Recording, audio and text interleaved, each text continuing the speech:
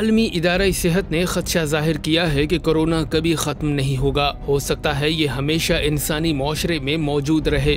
Pandemic is not a word to use lightly or carelessly. लेकिन साथ ही इम्कान जाहिर किया है कि कोरोना की वजह से होने वाली हलाकतों के सबब हस्पतालों में आयद की जाने वाली हंगामी सूरत हाल का साल रवा में खात्मा हो सकता है। माइकल रियानान का कहना था कि अगर आइंदा मुस्तकबिल में कोरोना मुस्तकिल बुनियादों पर इंसानी माशरे में रहता भी है तो वो इस कदर मोहलिक व खतरनाक साबित नहीं होगा जितना अपने इब्तदाई दौर में था।